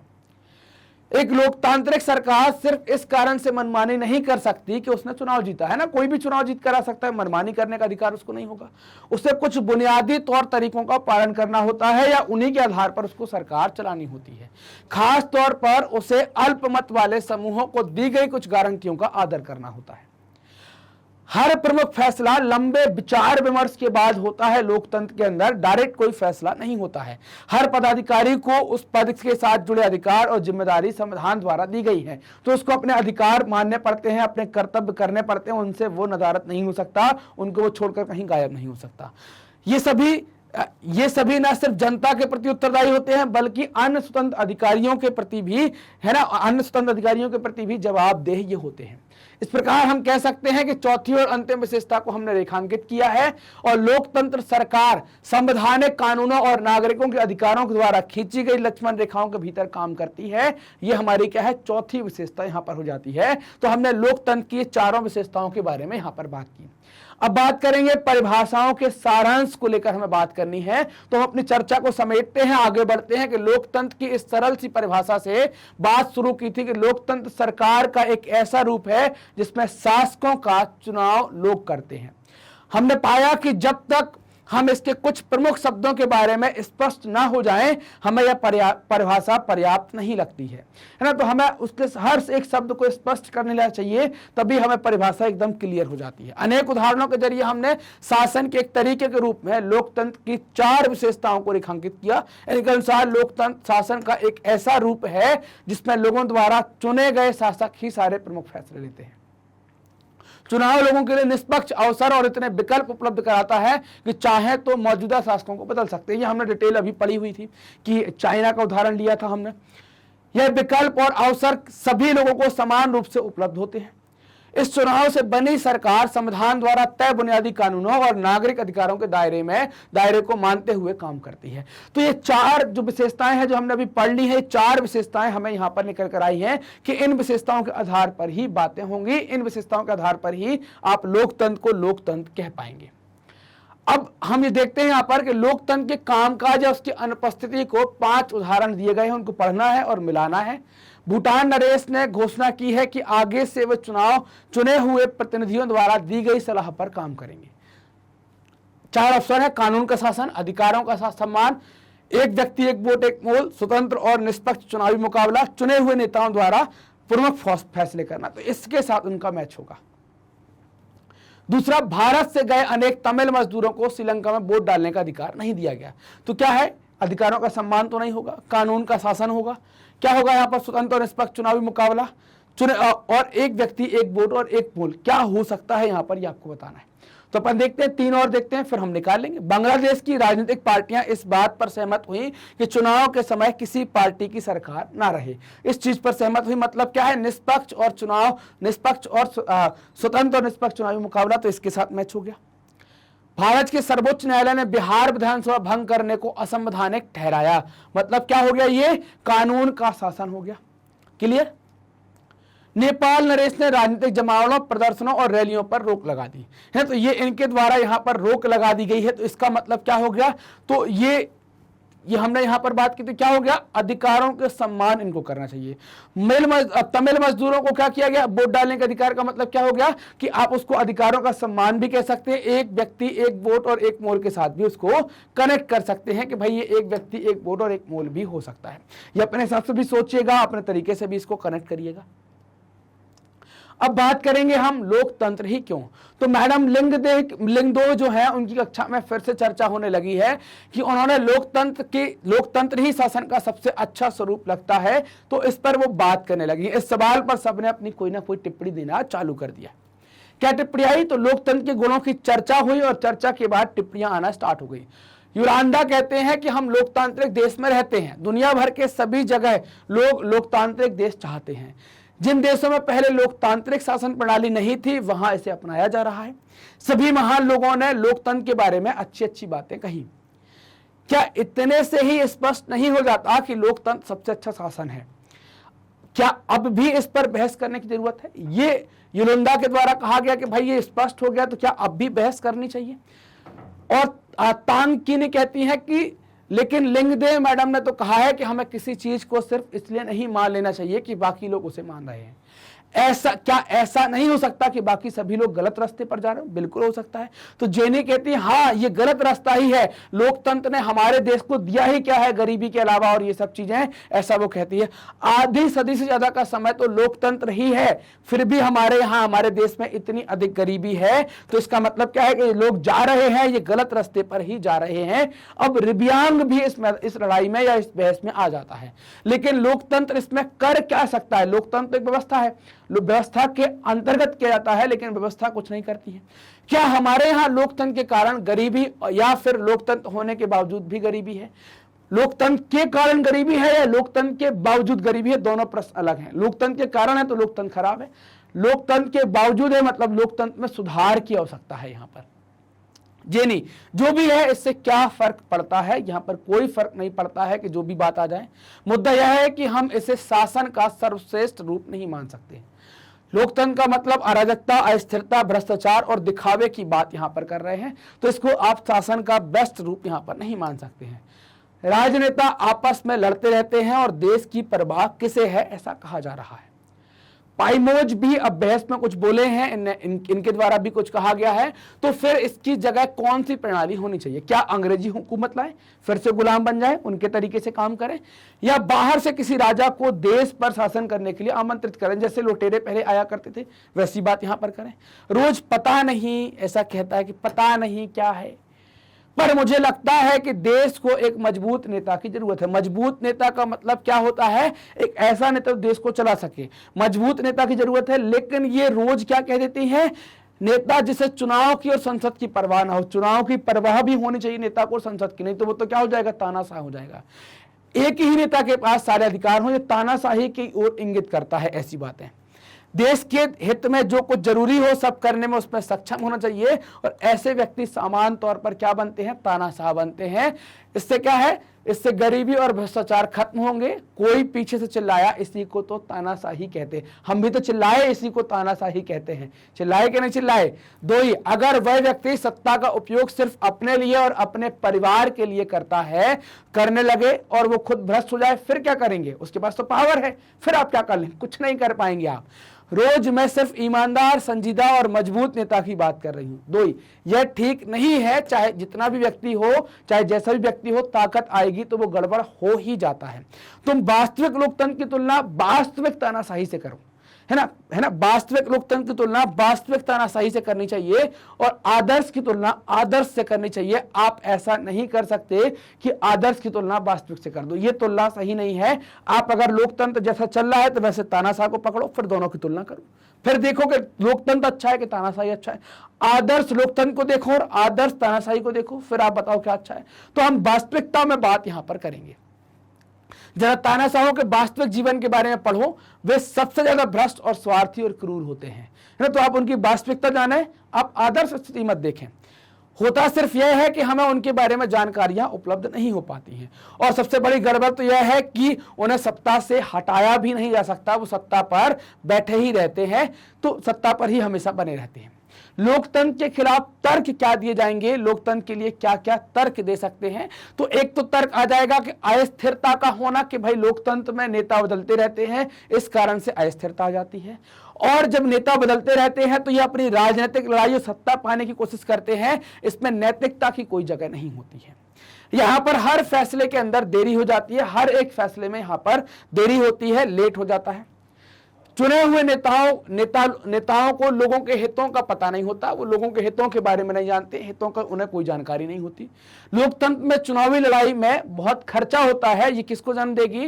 भ्रष्टाचार को जन्म देगी। तो यह हम लोकतंत्र के विपक्ष में तर्कों के बारे में यहां पर जान रहे हैं कि भ्रष्टाचार को भी जन्म देगी। हमें एक बात समझ में आती है कि निश्चित रूप से लोकतंत्र के बारे में अगर बात करें तो लोकतंत्र सभी समस्याओं को खत्म करने वाली जादू की छड़ी नहीं है। लोकतंत्र ने हमारे देश में या दुनिया के अन्य हिस्सों में गरीबी नहीं मिटाई है। सरकार के स्वरूप के तौर पर लोकतंत्र सिर्फ इस बुनियादी चीज को देखता है कि लोग अपने फैसले खुद लेते हैं या इनको कोई फैसले दिलवाता है। इस कारण से लोकतंत्र को बेहतर शासन व्यवस्था कहा जाता है। इससे इस बात की गारंटी नहीं हो जाती कि उनके सभी फैसले अच्छे ही होंगे, है ना। तो ये सब चीजें कौन है कि भाई ये सारी चीजें लोकतंत्र में देखी जाती हैं कि आप अपने फैसले खुद लें। लोग गलतियां भी कर सकते हैं, इन फैसलों में लोगों की भागीदारी बनाने से फैसले में देरी भी होती है, लोकतंत्र में ऐसा होता है। यह भी कि लोकतंत्र में जल्दी जल्दी नेतृत्व परिवर्तन होता है तो अस्थिरता भी थोड़ी आती है। कई बार बड़े फैसले और सरकार की कार्यकुशलता पर भी इसका प्रभाव पड़ता है, फिर भी लोकतंत्र अच्छा है दूसरी व्यवस्थाओं से। इन तर्कों से यह लगता है कि हम लोकतंत्र का जो रूप देखते हैं वह सरकार का आदर्श स्वरूप नहीं हो सकता है। वहां सवाल यह होता है कि हमारे पास सरकार के स्वरूपों के जो विकल्प उपलब्ध हैं उनमें लोकतंत्र किसी भी दूसरे से बेहतर है? बिल्कुल बेहतर है। तो अब हम इसके पक्ष में तर्कों पर बात करने वाले हैं, इसके सपोर्ट में तर्कों पर बात करने वाले हैं। चीन में 1958 से 61 के दौरान पड़ा अकाल सबसे खराब अकाल था, लेकिन अगर आप देखें इसमें 3 करोड़ लोग मर गए। और आप देखें भारत में भी आर्थिक स्थिति चीन की जैसी थी, लेकिन कोई नहीं मरा यहां पर। क्यों नहीं मरा? क्योंकि भारत में विपक्ष था, कई सारी पार्टियां थी, यहां की जो सरकारी नीतियां हैं वो थोड़ी सी अलग थी। भारत में लोकतांत्रिक व्यवस्था थी तो यहां पर खाद्य सुरक्षा के मामले में बड़ी तैयारी करके रखी गई, लेकिन चीन में तैयारी नहीं होती थी। अर्थशास्त्रियों का कहना है कि किसी भी स्वतंत्र और लोकतांत्रिक देश में कभी भी इतना बड़ा अकाल नहीं पड़ा और कभी भी अकाल के कारण लोगों की मौत नहीं हुई। चीन में अगर बहुदलीय चुनावी व्यवस्था होती तो विपक्ष इंगित करता खाद्य सुरक्षा की तरफ और हो सकता वहां पर अकाल नहीं आता। इसी आधार पर कहते हैं कि लोकतंत्र शासन की सर्वश्रेष्ठ व्यवस्था है, सर्वश्रेष्ठ पद्धति है, इसी कारण से उसको ऐसा कहा जाता है। लोगों की जरूरत के अनुरूप आचरण करने के मामले में लोकतांत्रिक शासन प्रणाली किसी भी अन्य प्रणाली से बेहतर होती है। गैर लोकतांत्रिक शासन में लोगों की जरूरतों पर ध्यान दे भी सकते हैं और नहीं भी दे सकते हैं। ये सब कुछ सरकार चलाने वालों पर निर्भर करता है कि भाई आपको अच्छे से डील करना है या पढ़े हैं तो पढ़े रहने दो। अगर शासकों को कुछ करने की जरूरत नहीं लगती तो उनकी लोगों की इच्छा के अनुरूप काम करने की जरूरत नहीं है। उनको काम करना है तो करेंगे, नहीं करना तो नहीं करेंगे, लोगों से उनको कोई मतलब नहीं है। लोकतंत्र में यह जरूरी है कि शासन करने वाले आम लोगों की जरूरतों का ख्याल रखें, उनको नजरअंदाज वो लोग नहीं कर सकते कि उनको छोड़कर चले गए, चलने दो काम हो रहा है, ऐसा उनके पास अधिकार नहीं है, ऐसा नहीं कर सकते। लोकतांत्रिक शासन पद्धति दूसरों से बेहतर है क्योंकि शासन का अधिक जवाबदेही वाला स्वरूप होता है। तो यहां पर क्या आ गई? तर्क में पहली बात आई कि जवाबदेहिता यहां पर आ जाती है। दूसरा क्या है कि यहां पर आप देखेंगे कि यहां पर व्यापक चर्चा होती है और बहसें होती हैं, उसी के बाद निर्णय लिए जाते हैं। हो सकता है कि निर्णय लेट हो जाए, हो सकता है कि निर्णयों में देरी हो जाए, लेकिन दुरुस्त आए और अच्छे आए, ना देर आए दुरुस्त आए, वैसी वाली कहानी होती है। लोकतंत्र में फैसलों में हरदम ज्यादा लोग शामिल होते हैं, इस कारण से देरी हो सकती है, हमने देखा। लेकिन देरी हो जाने पर, लोग ज्यादा होने पर गलतियों की गुंजाइश क्या होती है? कम हो जाती है, वो घटती चली जाती है। लोकतंत्र क्या है? बेहतर निर्णय लेने की संभावना को बढ़ाता है। जब ज्यादा लोग होते हैं तो उस पर ज्यादा वाद विवाद होता है, ज्यादा बातचीत होती है, तो इससे क्या होता है? बेहतर निर्णय आप लेते हैं, बेहतर निर्णय लेने की संभावना आपकी बढ़ जाती है। तीसरा तर्क क्या आता है कि लोकतंत्र मतभेदों और टकरावों को संभालने का तरीका उपलब्ध कराता है। किसी भी समाज के हितों और विचारों में अंतर होगा। समाज जब बहु वर्गीय समाज है, अलग अलग धर्म के लोग हैं, तो उनमें टकराव होगा, हो ही सकता है, अलग अलग इलाकों में भी हो सकता है, अलग अलग समूहों के लोगों में भी हो सकता है, अलग अलग भाषाओं के लोगों में भी हो सकता है। तो इन टकराव, इन मान्यताओं, इन भाषाओं, इन धर्मों के बीच में जब विवाद आएगा तो उसको लोकतंत्र में सुलझाया जा सकता है, उसको हल किया जा सकता है, उस विवाद को शांत कर सकते हैं। दुनिया के सभी अलग अलग दुनिया को ये सभी लोग जो समूह हैं, ये लोग सब क्या करते हैं? अलग अलग दृष्टिकोण से देखते हैं और उनकी पसंद में भी अंतर होता है। समूह की पसंद और दूसरे समूह की पसंद में टकराव होता है। ऐसे टकराव को कैसे सुलझाएंगे? लोकतंत्र में सुलझाया जा सकता है, बैठकर बातचीत कर कर उस पर डिस्कशन कर कर आप उसको सुलझा सकते हैं। इसे ताकत के बल पर सुलझा सकते हैं। ताकत के बल पर सुलझाना गलत हो जाता है। जिस समूह के पास ताकत ज्यादा होगी वह दूसरे समूह को दबा देगा। ये लोकतंत्र की विशेषता नहीं है। इससे क्या होगा, असंतोष फैल सकता है, समस्याएं पैदा हो सकती हैं। ऐसी स्थिति में विभिन्न समूह ज्यादा समय तक साथ नहीं रह सकते, बहुत देर तक वो साथ नहीं रह सकते। लोकतंत्र इस समस्या का एकमात्र शांतिपूर्ण समाधान उपलब्ध कराता है ना, एकमात्र शांतिपूर्ण तरीके से वो हल करता है। लोकतंत्र में कोई भी स्थायी विजेता नहीं होता, वो हार भी सकता है और हारे हुए व्यक्ति जीत भी सकते हैं। तो इस कारण से क्या होता है, विभिन्न समूह एक दूसरे के साथ शांतिपूर्ण तरीके से यहां पर रह सकते हैं।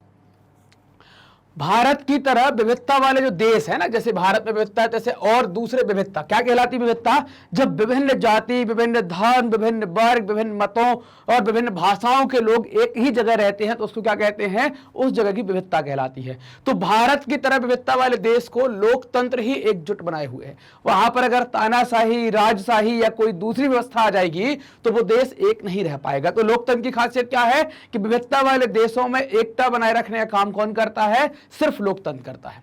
बेहतर सरकार और सामाजिक जीवन पर प्रभाव के हिसाब से ये तीन तर्क लोकतंत्र को काफी मजबूत साबित करते हैं।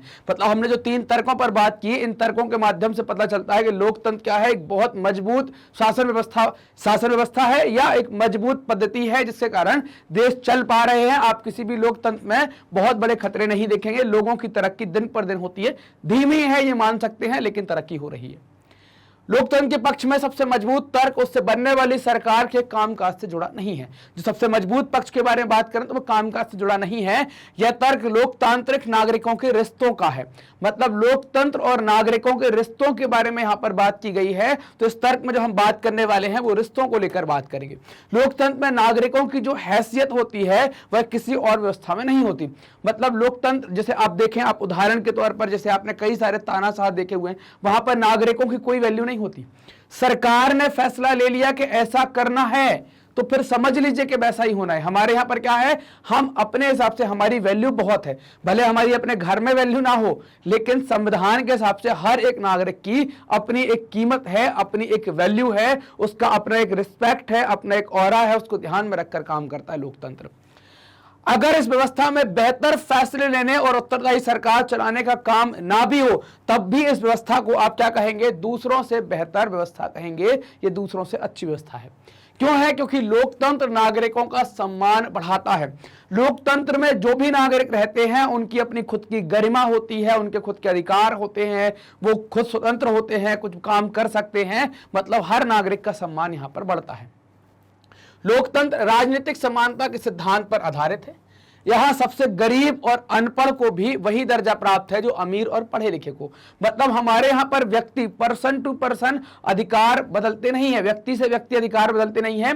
चाहे वो व्यक्ति वहां बैठा हो, चाहे व्यक्ति यहां बैठा हो, चाहे वहां हो, चाहे यहां हो, चाहे अमीर हो, चाहे गरीब हो, कोई भी हो, क्या होगा, हर व्यक्ति के अधिकार सीमित हैं और हर व्यक्ति के अधिकार एक से हैं, बदलते नहीं है अधिकार, सभी के अधिकार बराबर हैं।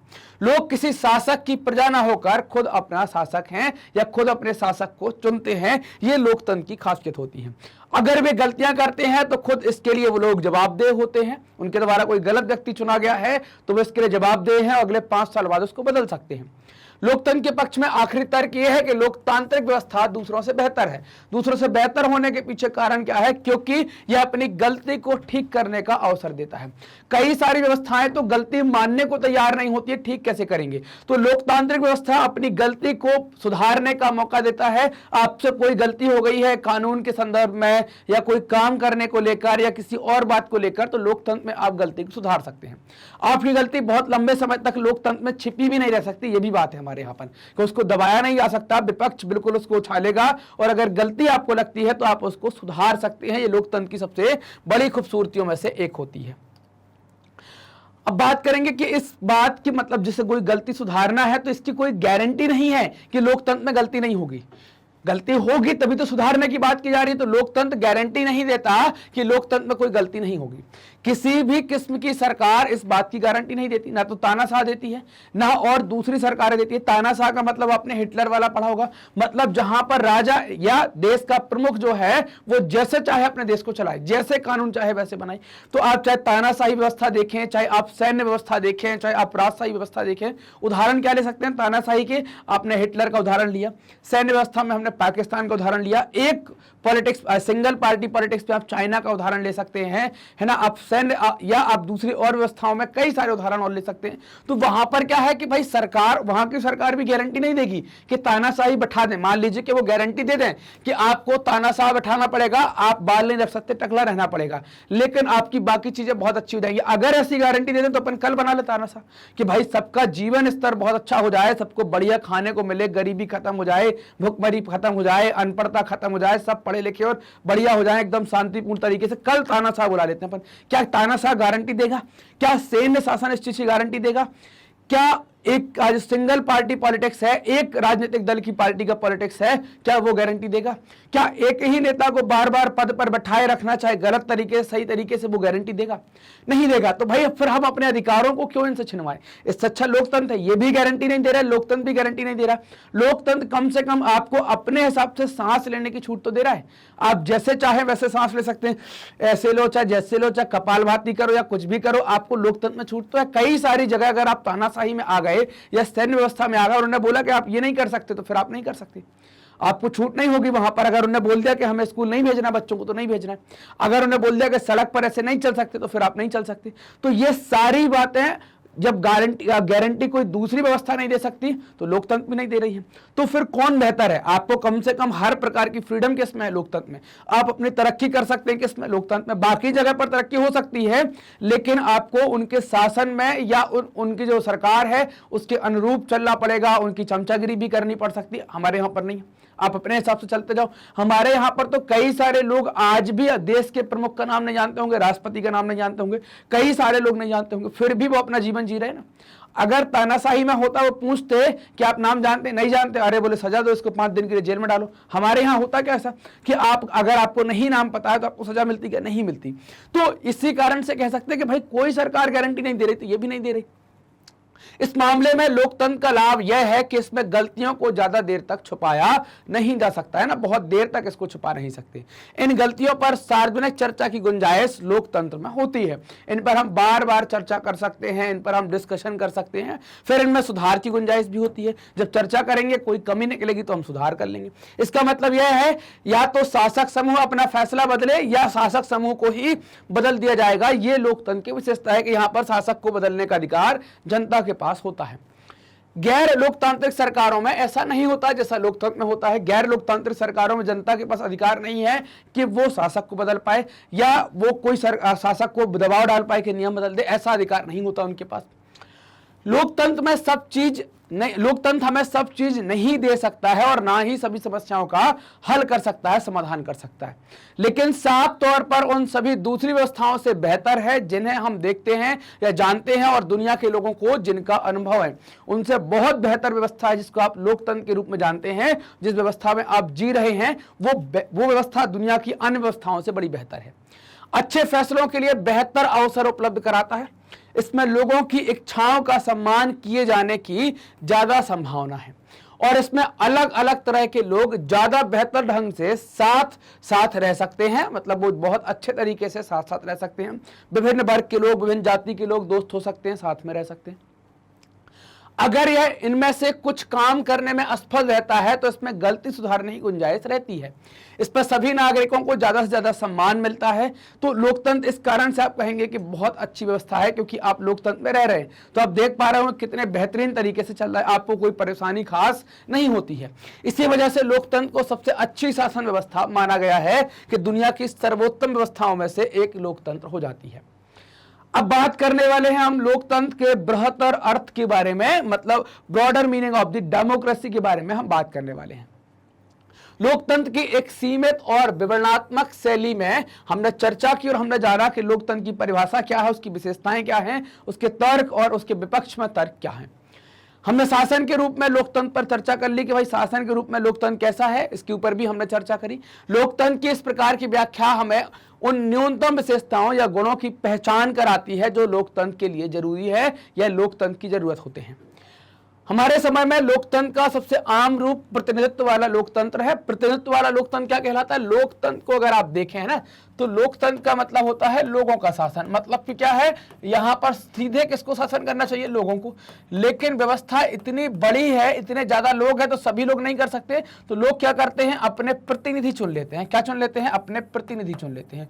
और ये प्रतिनिधि क्या करते हैं? लोकतंत्र में इनका रिप्रेजेंटेशन करते हैं, इनका प्रतिनिधित्व करते हैं। तो इन प्रतिनिधि व्यवस्था हमारे यहाँ पर है। तो प्रतिनिधित्व वाला लोकतंत्र दुनिया में ज्यादातर प्रसिद्ध है या ज्यादातर देशों ने इसको अपना के रखा है। हम जिन देशों में लोकतंत्र होने की बात करते हैं वहां भी लोग शासन, वहां सभी लोग शासन नहीं चलाते, है ना। वहां पर भी क्या है? प्रतिनिधि के आधार पर ही शासन चलता है। चाहे दूसरी व्यवस्थाओं के अंदर भी आप बात कर लें, सभी लोगों की तरफ से बहुमत को फैसले लेने का अधिकार होता है और यह बहुमत स्वयं शासन नहीं करता। बहुमत का अर्थ क्या होता है? बहुमत का शासन भी चुने हुए प्रतिनिधि के माध्यम से होता है।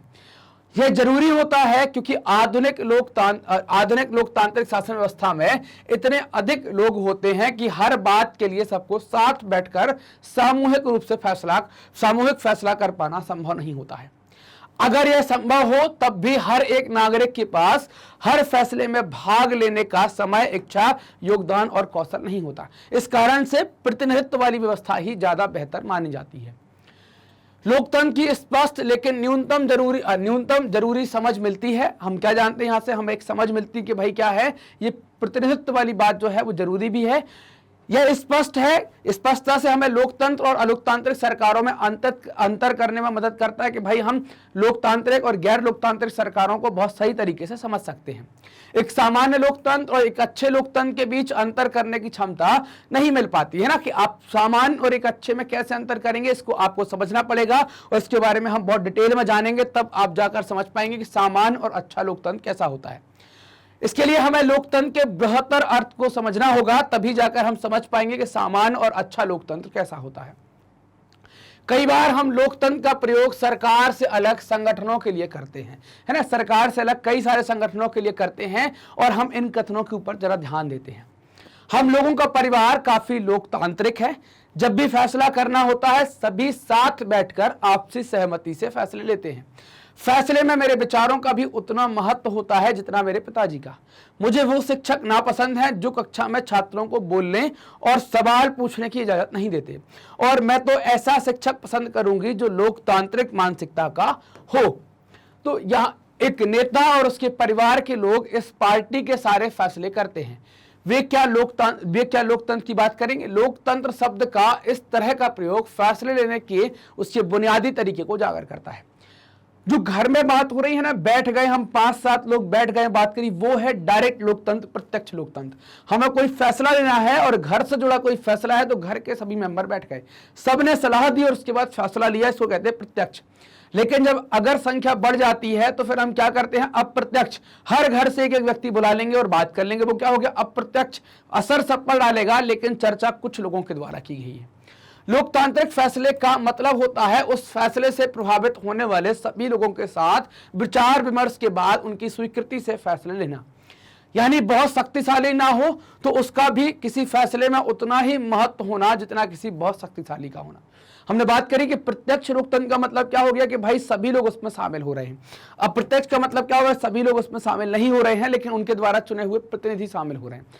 सामान्यतः जब जनसंख्या ज्यादा हो जाती है तो प्रतिनिधि वर्ग आता है सामने और वो बातचीत करता है, सबके लिए कानून बनवाता है। तो लोकतंत्र के मतलब को हमने जाना कि यहाँ पर हर एक व्यक्ति का महत्व उतना ही होगा, चाहे वो शक्तिशाली व्यक्ति हो चाहे वो कम शक्तिशाली व्यक्ति हो। यह बात सरकार या परिवार पर लागू होती है और किसी अन्य संगठन पर भी लागू होती है। हर एक सरकार पर भी, परिवार पर भी, संगठन पर भी, सब पर भी लोकतंत्र वाली बात लागू होती है। इस प्रकार लोकतंत्र एक ऐसा सिद्धांत है जिसका प्रयोग जीवन के किसी भी क्षेत्र में किया जा सकता है। कई बार हम लोकतंत्र शब्द का प्रयोग किसी मौजूदा सरकार के लिए नहीं करके कुछ आदर्शों के लिए भी कर सकते हैं या करते हैं। लोकतंत्र सब जगह हो सकता है। इन्हें पाने का प्रयास भी सभी लोकतांत्रिक शासनों को जरूर करना चाहिए, उनको समझना चाहिए, उनको सीखना चाहिए और लोकतंत्र की तरफ बढ़ना चाहिए कि भाई लोगों से बात करें, लोगों से डिस्कशन करने के बाद ही हम कोई फैसले लें। अब एक और पैरा है आपके पास, तो हम पढ़ते हैं, इस देश में वास्तविक लोकतंत्र तभी आएगा जब किसी को भी भूखे पेट सोने की जरूरत नहीं पड़ेगी। लोकतंत्र में प्रत्येक नागरिक को फैसला लेने में समान भूमिका निभानी चाहिए। इसके लिए वोट के समान अधिकार भर की जरूरत नहीं है।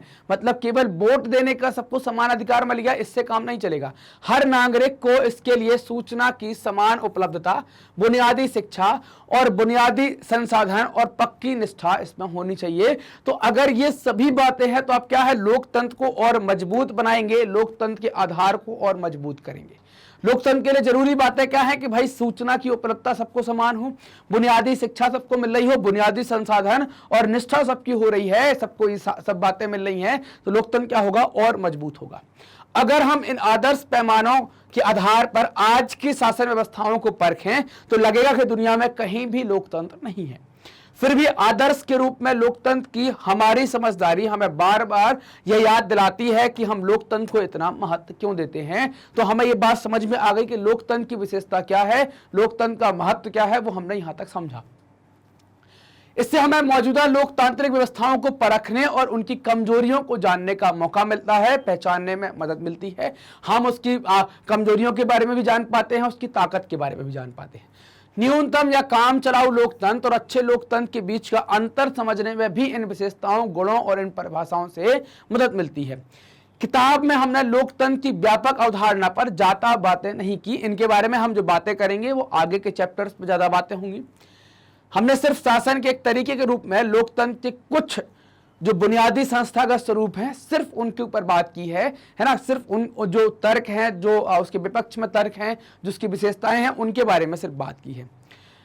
अब लोकतांत्रिक समाज और अपने लोकतंत्र के मूल्यवान तरीकों के बारे में और ज्यादा बातें अगली कक्षाओं के अंदर जानेंगे, समझेंगे कि भाई और कैसी कैसी बातें यहां हो सकती हैं। इस समय हम सिर्फ इतना याद कर लेना जरूरी है कि लोकतंत्र जीवन के अनेक पहलुओं में प्रासंगिक है और लोकतंत्र कई रूप ग्रहण कर सकता है। परिवार के अंदर, कंपनी के अंदर, संगठन के अंदर, नीति के अंदर, राजनीति के अंदर, सरकार के अंदर, सब जगह लोकतंत्र हो सकता है। इसके अलग अलग रूप हो सकते हैं। समानता के आधार पर चर्चा और विचार विमर्श के बुनियादी सिद्धांत को माना जाए तो लोकतांत्रिक ढंग का फैसला भी कई तरह का हो सकता है, अलग अलग तरीके के फैसले ले सकते हैं। आज की दुनिया में लोकतांत्रिक शासन व्यवस्था का सबसे आम रूप लोगों द्वारा चुने गए प्रतिनिधियों के माध्यम से शासन चलाना है, जो आजकल दुनिया भर के देशों में चल रहा है। डायरेक्ट नहीं चल पाएगा कि भाई हर बार हम जनता से बात नहीं कर पाएंगे, ये कठिन काम हो जाएगा। जनता से बात करना थोड़ा सा हमारे लिए कठिन हो जाएगा। लेकिन जब समुदाय छोटा हो तब लोकतांत्रिक फैसले लेने के दूसरे तरीके भी अपनाए जा सकते हैं, जिसे परिवार में बैठ गए, बातचीत कर ली, डायरेक्ट फैसला ले लिया, तुरंत इंप्लीमेंटेशन कर दिया, वो भी हो सकता है। लेकिन बड़ा होगा तो ऐसा नहीं हो सकता है। तो सभी लोग साथ बैठकर सीधे वहीं फैसला कर सकते। किसी गांव की ग्राम सभा इसी तरीके से काम करती है और नहीं करती है तो उसको इसी तरीके से काम करना भी चाहिए। लोकतांत्रिक फैसले लेने के कुछ और तरीकों की कल्पना भी हम कर सकते हैं। हम जान सकते हैं कि लोकतंत्र और किन किन तरीकों से काम कर सकता है। इसका यह मतलब हुआ कि किसी भी देश में आदर्श लोकतंत्र नहीं है। ये बात तो हमें क्लियर हो गई कि आइडियल चीज तो दुनिया में कहीं होती नहीं। जब लगाते हैं तो कुछ कमियां तो आ ही जाती हैं। इस कारण से कुछ कमियों के साथ हमारे देश में भी लोकतंत्र है। लोकतंत्र की जिन विशेषताओं की चर्चा हमने इस अध्याय में की है वे लोकतंत्र की न्यूनतम शर्तें हैं कि अगर ये नहीं है तो आप किसी व्यवस्था को लोकतंत्र नहीं कह पाएंगे। आपको लोकतंत्र कहने के लिए न्यूनतम व्यवस्थाओं की आवश्यकता होगी, बिना इनके आप आगे नहीं बढ़ पाएंगे। यह आदर्श लोकतंत्र नहीं बनाता। जो बातें हमने की हैं ये आदर्श लोकतंत्र नहीं बनाती। आदर्श लोकतंत्र में निर्णय लेने की प्रक्रिया लोकतांत्रिक होनी चाहिए। मतलब सीधे जनता के द्वारा निर्णय लिया गया होगा तो वो आदर्श लोकतंत्र हो जाएगा। हर लोकतंत्र को इस आदर्श को पाने का प्रयास करना चाहिए। यह स्थिति एक बार में और एक साथ कभी नहीं आती, धीरे धीरे आती है, समय लगता है।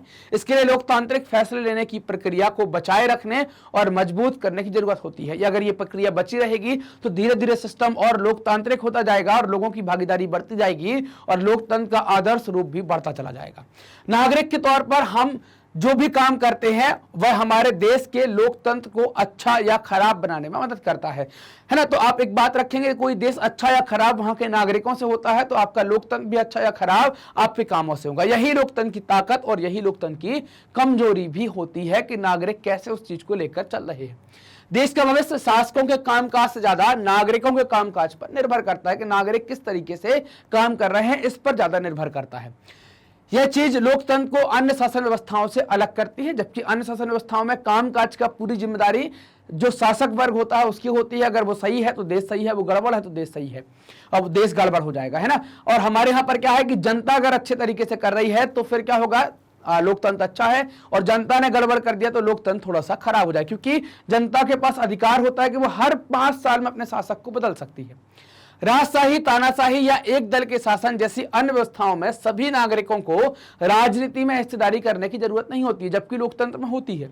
दरअसल अधिकांश गैर लोकतांत्रिक सरकारें चाहती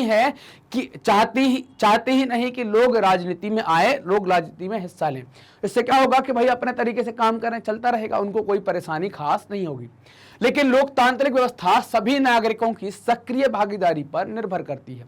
इसलिए लोकतंत्र के बारे में पढ़ाई हो तो लोकतांत्रिक राजनीति पर भी ध्यान केंद्रित करना पड़ता है, उसके बारे में भी हमें जानना पड़ता है कि भाई लोकतांत्रिक राजनीति क्या होती है यहाँ पर। तो ये हमने यहाँ पर अपने जो लोकतंत्र का बृहत्तर मीनिंग है वो भी जाना, साथ ही साथ हमने अपने चैप्टर का कंप्लीट रिवीजन भी कंप्लीट कर लिया। मैग्नेट ब्रेन्स ने आपकी सुविधा के लिए एक वेबसाइट बनाई है magnetbrains.com। वेबसाइट इसलिए बनाई गई है ताकि आप व्यवस्थित तरीके से पढ़ सके, आपको लेक्चर्स वहां पर बहुत सिस्टमैटिक फॉर्म में मिल सके। वेबसाइट का उपयोग करने के लिए टाइप करेंगे magnetbrains.com। जैसे ही आप टाइप करते हैं आप हमारी वेबसाइट पर पहुंच जाएंगे। यहाँ पर आपको कोर्सेज का ऑप्शन मिलेगा, कई सारे कोर्स होंगे यहाँ पर।